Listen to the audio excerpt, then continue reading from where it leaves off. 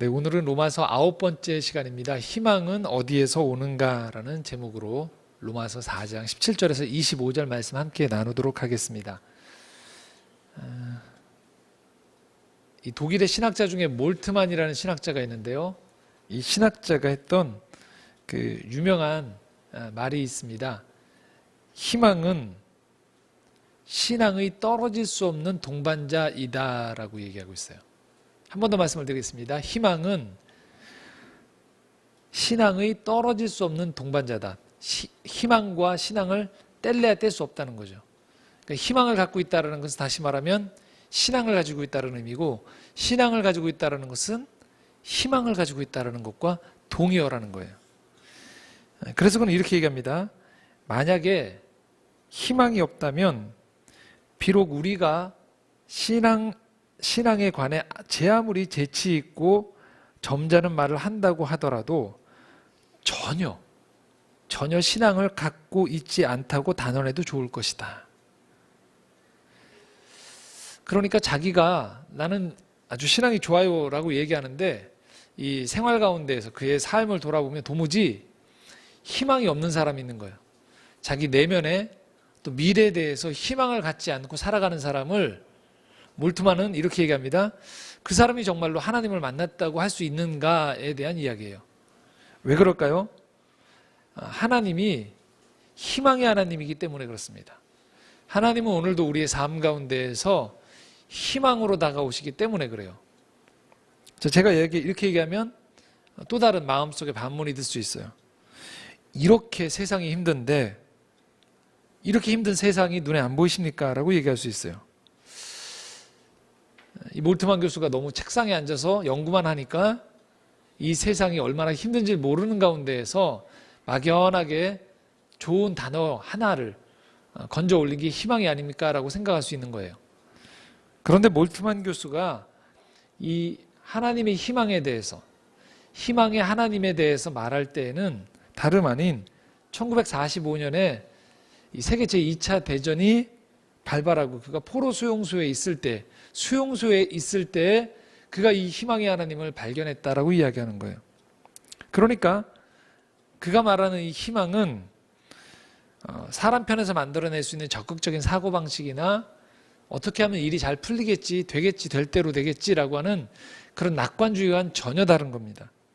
극도의 절망 속에서, 그러니까 인간의 모든 열정과 의지가 사라지고 난 자리에서도, 그러니까 인간이 가질 수 있는 그 모든 것들이 다 날아가 버리고 난 뒤에도 그곳을 쳐다보니까 여전히 남아있는 것이 희망이더라. 그 희망이 하나님으로부터 오는 희망인 것이다 라고 이야기하는 거예요.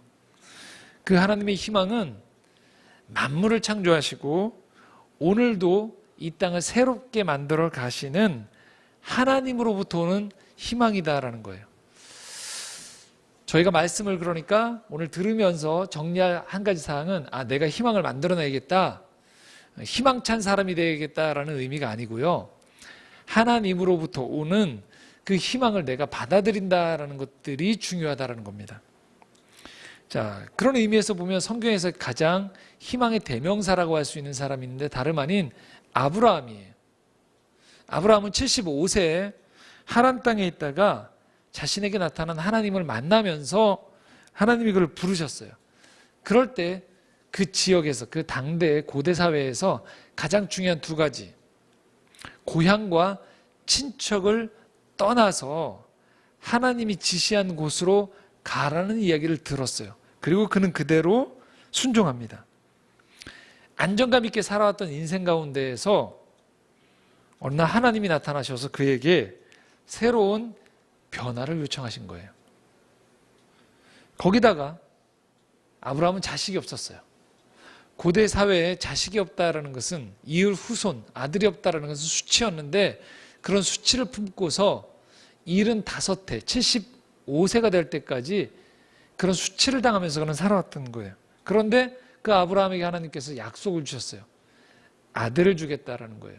자손을 주고 더더군다나 그 아들을 통하여서 후손이 하늘의 별처럼 많아질 것이다라는 그런 약속을 해주신 거예요. 그 말씀이 오늘 17절, 18절의 말씀입니다. 한번 같이 읽도록 하겠습니다.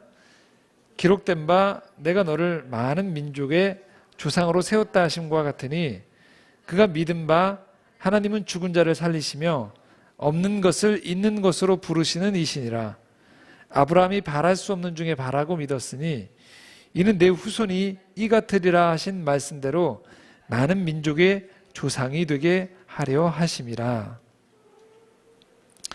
하나님은요, 평범한 일상 가운데에서 찾아오셔서 그 평범한 일상, 이것이 뭐 그냥 이렇게 사는 거지라고 하는 그 인생 가운데 찾아오셔서 새로운 희망을 주시는 분이에요.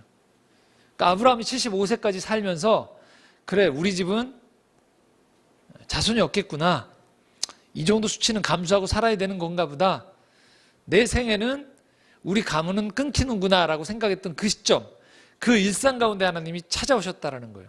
그리고 그에게 새로운 희망을 주셨다라고 이야기하고 있어요. 그리고 하나님은 나 혼자 생존하기에도 급급한 이 세상 가운데에서, 그러니까 나는 이렇게 생각하는 거죠. 먹고 살기 참 힘들다, 내일 어떻게 살까 염려하고 있는데, 그런데 염려 가운데 찾아오셔서 그 염려 너머에서 내가 한 가지 약속을 줄 터인데, 이 약속을 통하여서 너의 일상 너머에서, 너의 일상을 통해서 너의 일상의 한계를 뛰어넘어서 생명이 풍성이 되어질 것이다. 생명이 풍성히 이어지고 그것이 하늘의 별처럼 많아질 것이다 라고 말씀하는 분이라는 거예요. 여러분, 이 말씀을 오해하지 않으셨으면 좋겠어요. 하나님이 그러면 그냥 내 마음속에서 이 자본주의 살아가는 한국 사람들이 가장 많이 쓰는 단어죠. 로또. 로또가 걸려서 내 인생이 인생 역전이 되어지는 걸 하나님이 주시겠구나, 그걸 하나님이 내 인생 가운데 약속으로 주시겠구나, 그 이야기가 아니라는 거예요. 뜻밖의 행운이 나한테 찾아올 거고 그 행운으로 내 인생이 역전이 될 것이다 라는 게 아니에요. 하나님은 철저하게 나와 상관없는 밖에 어떤 것이 뚝 하고 떨어져서 내 인생이 역전이 되어지도록 만들겠다는 얘기가 아닙니다. 지금 내가 겪어왔던 일상이에요. 내가 살아왔던 만남이에요. 그리고 내 기질과 내가 가진 달란트와 내 가족과 내가 앞으로 살아갈 전망 가운데에서 내 인생은 이렇게 펼쳐지겠지라고 하는 그 인생의 그림 가운데 찾아오셔서, 그런데 한 가지 변화는 나는 이대로 해서 이렇게 끝날 것이다라는 내 인생의 그림의 모든 마침표를 하나님의 그림으로 바꿔주시겠다라는 거예요. 한번 우리가 따져볼 필요가 있는데요. 지금 아브라함이 우리가 희망의 대명사라고 얘기하는데 한번 곰곰이 생각해 보십시오. 아브라함한테 지금 주신 약속이 뭘까요? 아주 간단한 거예요. 다름 아닌 아들 하나를 주겠다라는 거예요. 아들 하나. 자, 이게 왜 단순하냐면 아브라함 외에 나머지 그 고대 근동사회에 있던 모든 사람들은 하나님이 없어도 어떻습니까? 아들이 원래 있었던 거예요. 그냥 하나님을 믿지 않아도 자손이 태어나는 것은 그냥 일상이에요.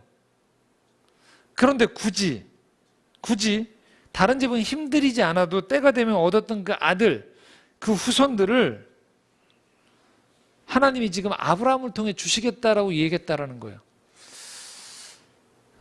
만약에 우리식 사고대로 생각한다면, 뭔가 로또처럼 뭔가 큰 일이 터지기를 바라는 사람의 생각으로 본다면 하나님이 적어도 아브라함에게 이렇게 얘기하셔야 되는 거예요. 내 아들이 순식간에 한 4쌍둥이가 될 것이다.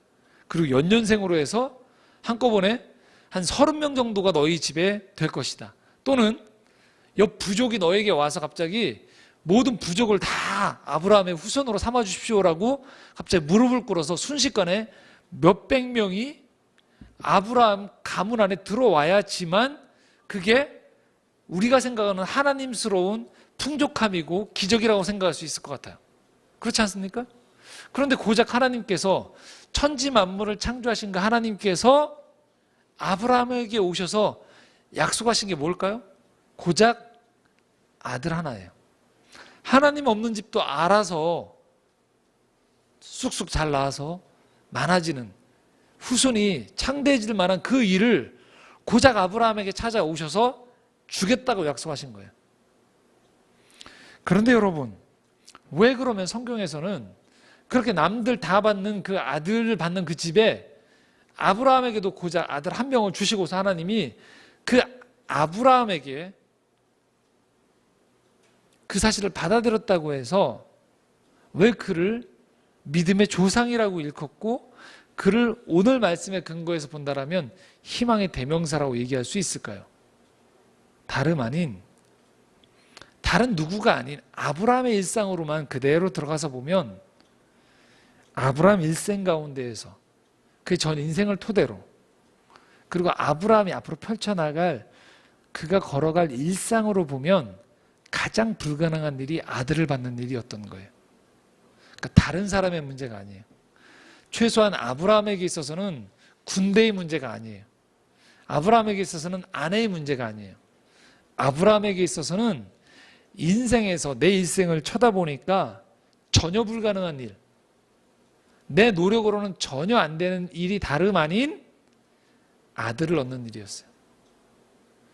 아브라함에게는 마치 하나님이 이 천지 만물을 창조하셨던 것만큼 자신의 가문에 한 명의 아들이 태어나는 것은 천지가 시작되어지는 새로운 새 창조인 거예요.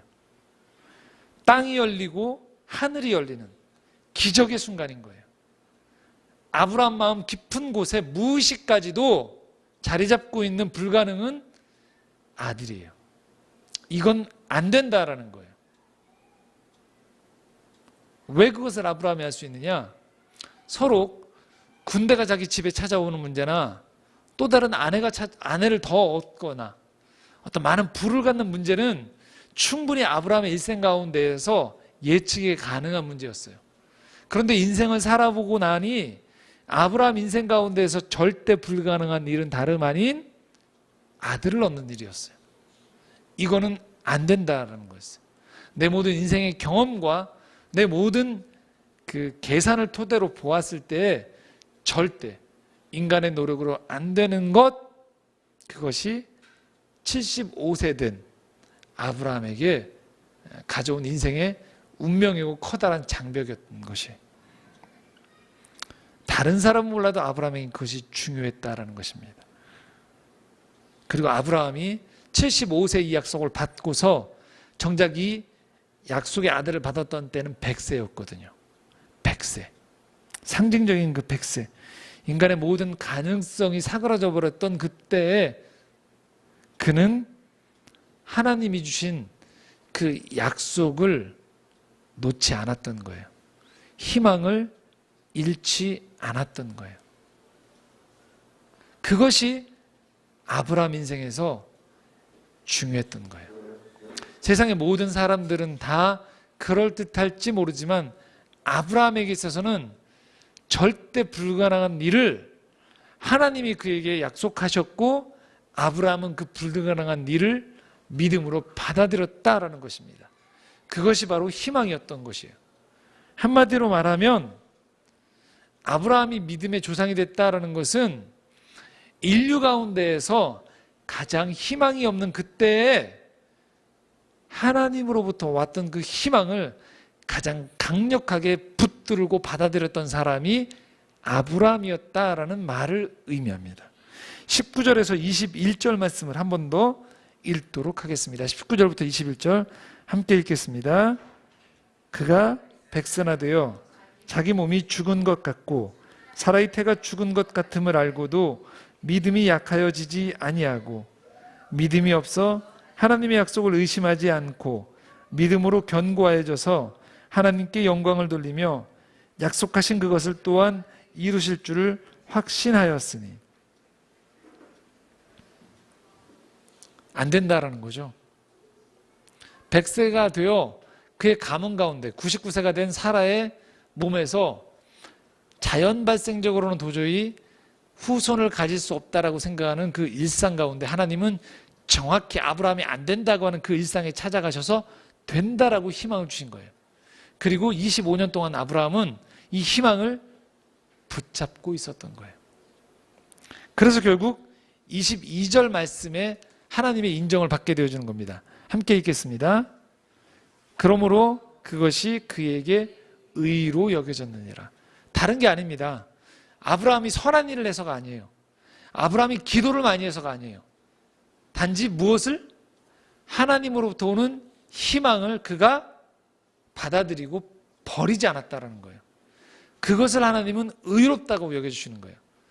다시 말하면 아브라함의 인생 가운데, 마음의 중심 가운데 하나님의 희망의 불꽃을 꺼트리지 않았던 것, 그것을 하나님은 의로 여기신다는 거예요. 자, 지금부터가 중요합니다. 왜냐하면 자, 아브라함은 그럴 수 있다고 칩시다. 문제는 하나님이 지금 이 말씀을 우리에게로 건네주신다는 거예요. 23절, 24절 함께 읽겠습니다. 그에게 의로 여겨졌다 기록된 것은 아브라함만 위한 것이 아니요 의로 여기심을 받을 우리도 위함이니 곧 예수 우리 주를 죽은 자 가운데서 살리신 이를 믿는 자니라. 그러니까 우리가 성경을 읽으면서 여기까지만 하고 끝나면 우리는 하나님의 목적을 제대로 이해 못하는 거예요. 아, 좋습니다, 주님. 아브라함은 그렇게 믿음으로 아들을 받아들였습니다 까지만 하고 우리가 오늘 집으로 돌아가면 오늘 우리는 이 말씀과 이 예배 가운데서 가장 중요한 것을 놓쳐버리는 거예요. 무엇일까요? 자, 이 얘기가 아브라함만의 이야기가 아니라는 거예요. 아브라함이 속한 이스라엘이라는 공동체만의 이야기가 아니라는 거예요. 이 얘기가 우리 집이 몇 대째 예수를 믿는 가문이기 때문에 원래 우리 집은 믿는 집이다라고 이야기하는 그 믿음의 가정에만 해당되어지는 얘기가 아니라는 거예요.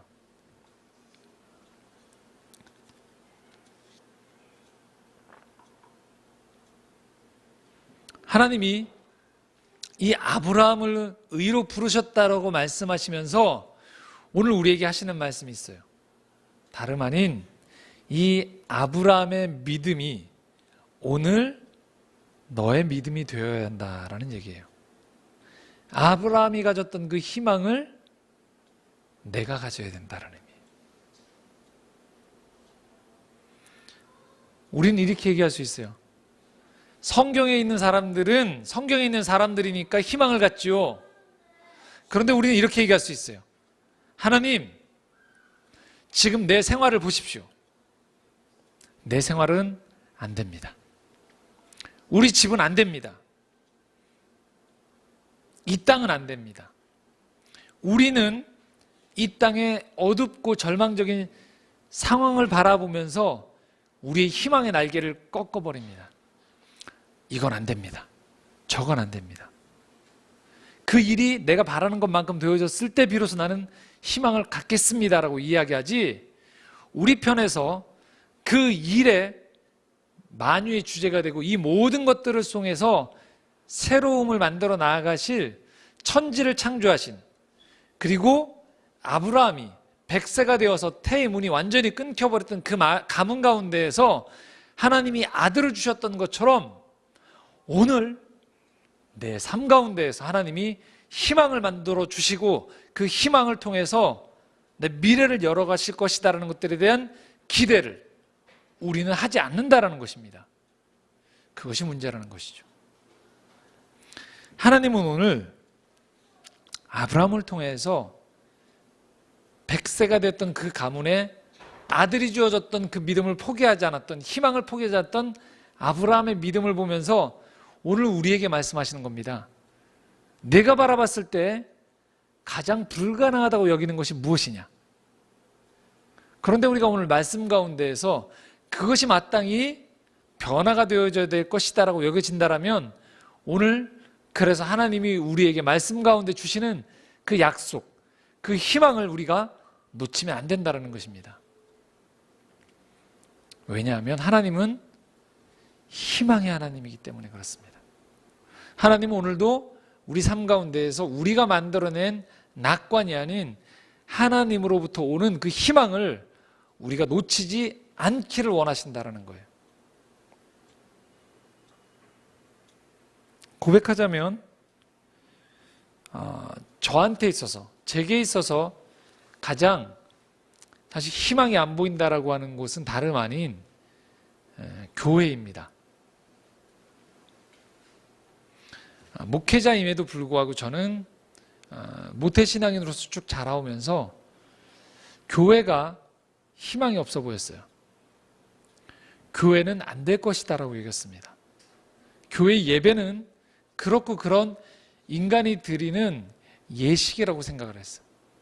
하나님을 만난다는 것은 그냥 내가 뭔가 몇 가지 열심으로 종교적인 행위를 하면 하나님이 특별히 하자가 없으면 나에게 내가 바라는 몇 가지 좋은 일들을 내주는 것, 그런 정도가 신앙생활이지, 성경의 말씀에 나와 있었던 홍해를 가르시고 죽은 자를 살리시고 인생의 변화를 일으키셨던 그 하나님이 오늘 이 시대를 살아가는, 현대를 살아가는 이 과학이 발달했다고 생각하고 자본의 힘이 그 어떤 것보다도 강력하다고 하는 이 시대에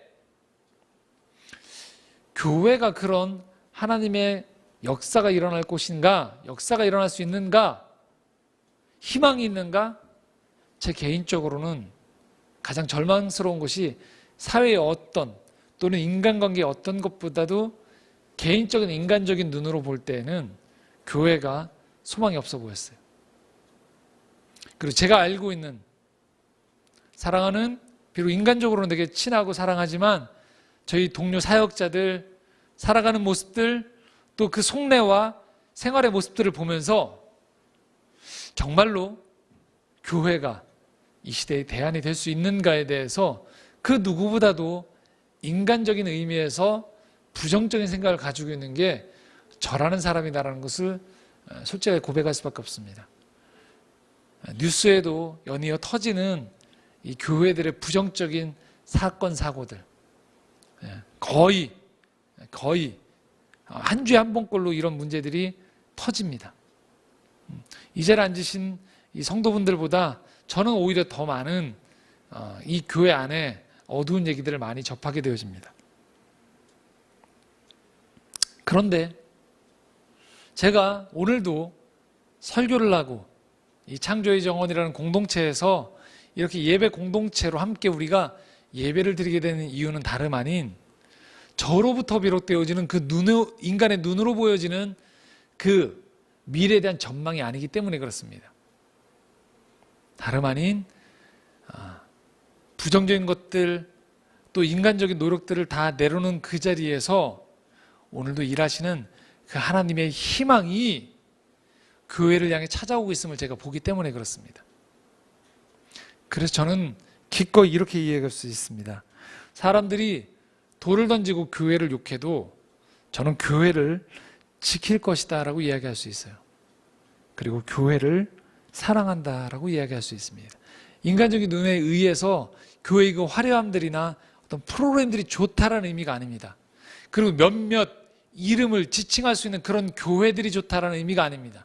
거긴 창조의 정원까지도 포함되겠죠.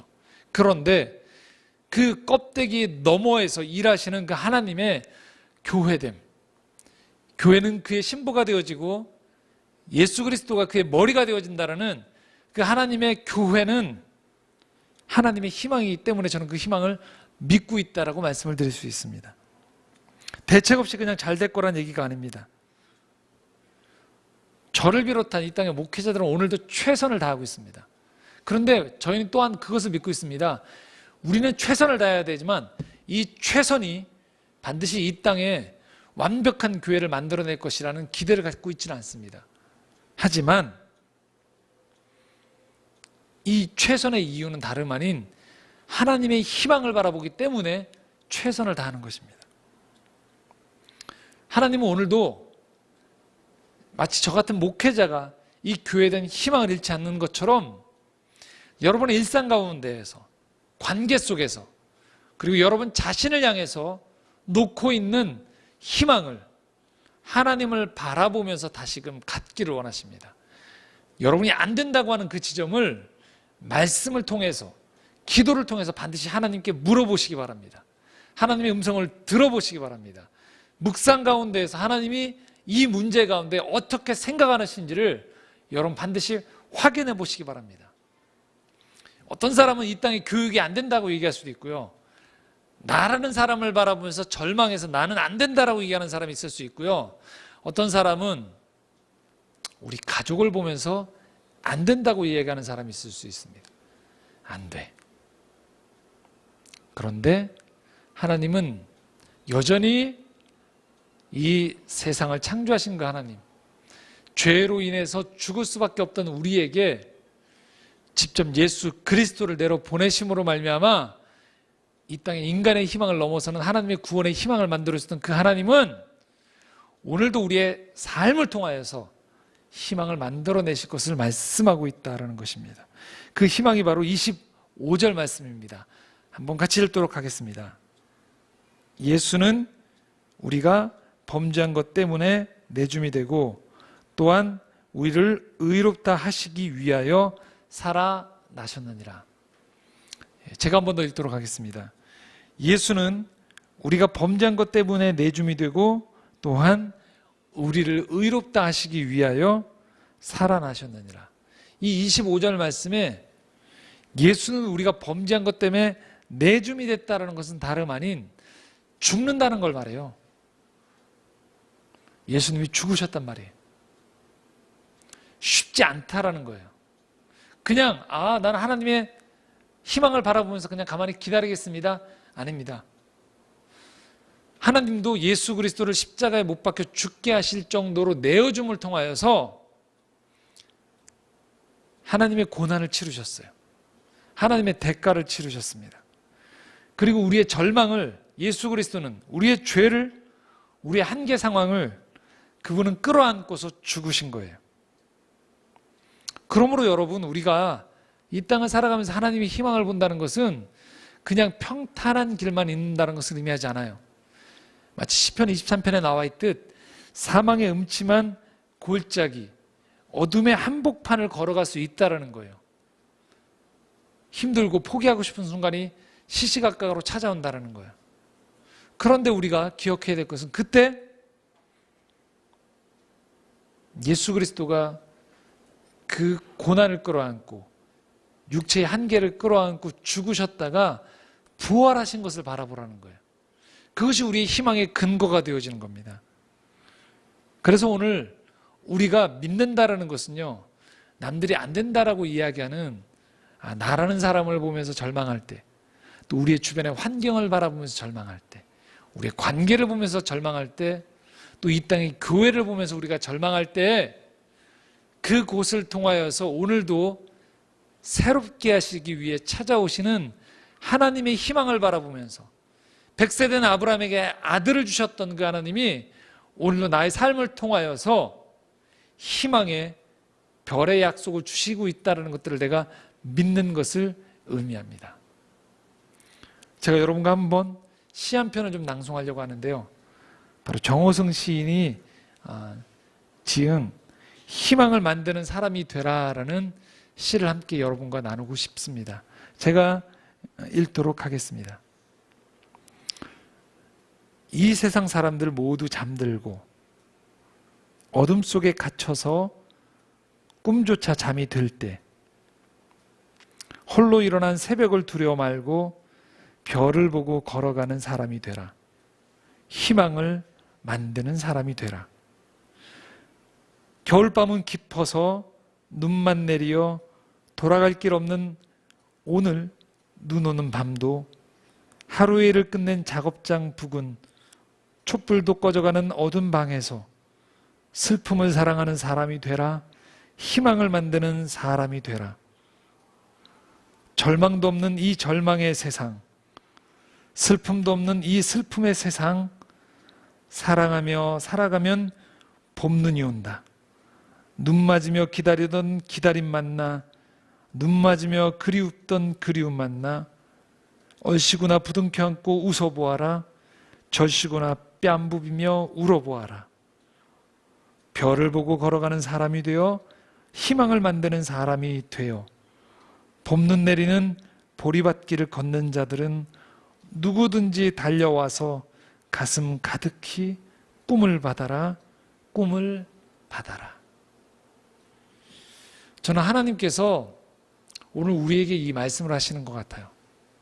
믿는다는 것, 그것은 희망을 만드는 사람이 되라는 거예요. 물론 우리가 만드는 것이 아니죠. 오늘 우리는 믿음을 가지고서 하나님의 희망을 받아들이는 겁니다. 말씀을 정리하겠습니다. 특별히 이번 주부터 이 대림절 시작되었습니다. 첫째 주인데요. 대림절 4주 후에 성탄절을 맞이합니다. 한 주에 하나씩 우리는 촛불을 켭니다. 그런데 우리가 기억해야 되는 것이 있습니다. 그것은 예수님이 2000년 전에 이 땅에 오셨을 때 그때 바로 그 땅도 희망이 없었다라는 거예요. 로마의 압제 속에 또 유대교로부터 내려왔던 종교적인 제도 안에 갇혀서 사람들은 도무지 희망을 발견하지 못했던 때였어요. 그런데 그곳에 예수님이 빛으로 오셨습니다.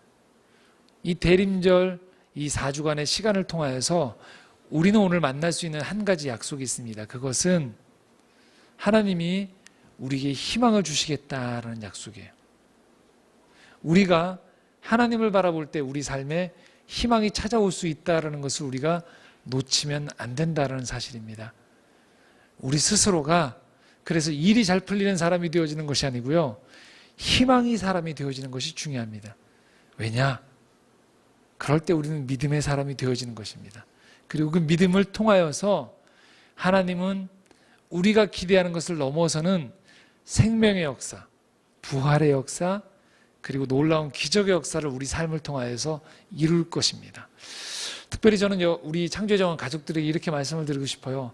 이 대림절 기간 동안에 우리가 우리 삶의 자리에서 기도를 하시면서요. 내 편에서 보았을 때 안 된다고 생각하는 것, 그 한 가지를 놓고 하나님의 음성을 들을 수 있으면 좋겠어요. 하나님은 정말로 이 문제를 어떻게 생각하시는지를 우리가 기도하였으면 좋겠습니다. 그리고 성탄을 맞이할 때 어느덧 우리 마음 가운데 그 하나님이 주신 희망으로 말미암아 우리가 안 된다고 했던 그 문제에 하나님의 희망을 발견할 수 있는 사람이 되었으면 좋겠습니다. 그리고 하나님은 그 희망을 부여잡고 있는 우리를 통하여서 우리의 일상을 통하여서 우리의 관계를 통하여서 하나님의 일을 만들어 가실 것입니다. 그 희망의 하나님을 만날 수 있는 우리 모두가 될 수 있기를 간절히 소망합니다. 함께 기도드리겠습니다.